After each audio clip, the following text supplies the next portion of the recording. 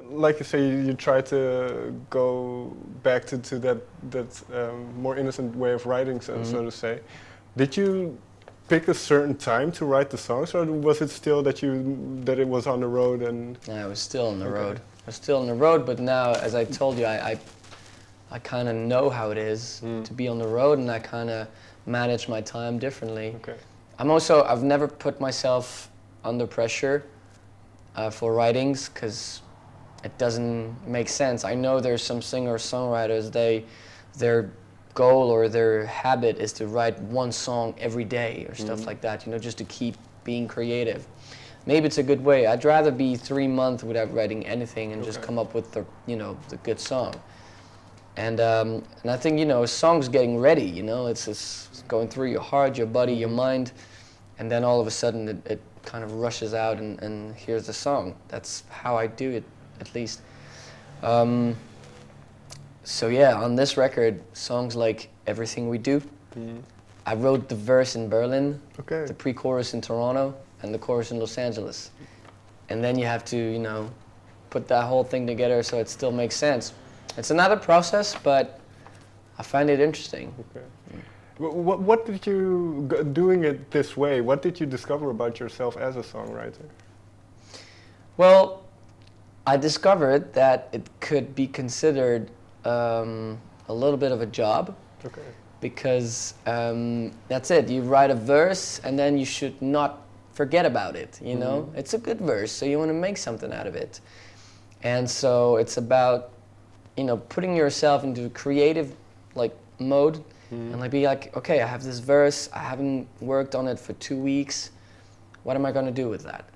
And that's something I would have never done when I was a teenager. If a song was not finished, I was just thinking, oh, it's just not good enough if it's not finished, and I would leave it on the side. Now I kind of can't afford that, so I've learned how to not give up on a song, I think, and that's pretty interesting too. Is there one track on the record that you kind of had to stick with, and then, like you say, that took a while to get done? Well, there's one song that has a funny story, because I don't know where it comes from. Okay.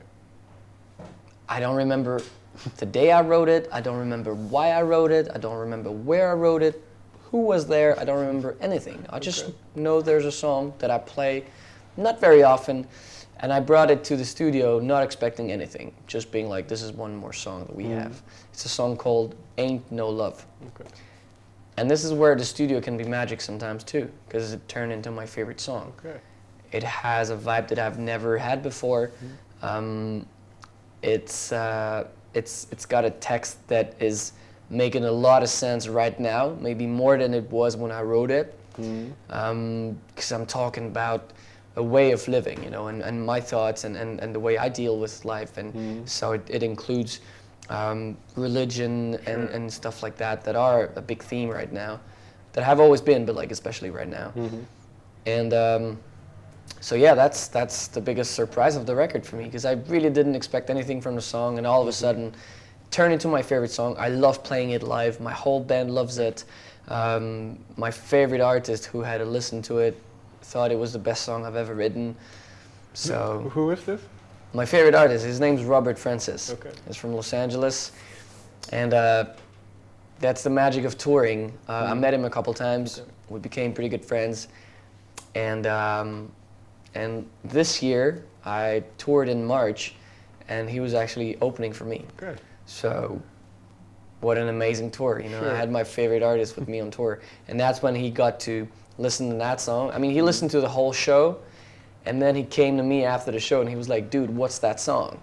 I was like, it's one of my songs, Ain't No Love. And by the end of the tour, he would join me every night on stage to do a harmonica solo and sing along backing vocals with me. So now I also have a special relationship with that song because of that story, of course. Sure. And well, it's interesting because you say, you tackle some big subjects like religion in the song, and then there are other songs that delve into these big subjects. for instance, if we take Charlie from Sydney, do you worry about what people might think if you write a song like that, or and if you say something about religion, or? Not at all. I don't worry at all with that song. Many people from the press have tried to make me say that this was a political song. Right. I don't think this is a political song at all, because I'm not blaming it on anybody Sure. else than the stupid motherfuckers who, explode themselves and Sure. bomb people.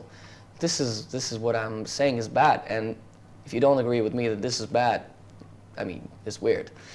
So no, I did not worry. All I wanted to say was how sorry and how sad I was about the whole situation, Right. and also how useless I was in that moment, because Sure. you just watch that on TV, and what do you want to do? It's such a it's unexpected. It could be anywhere. It could be right now.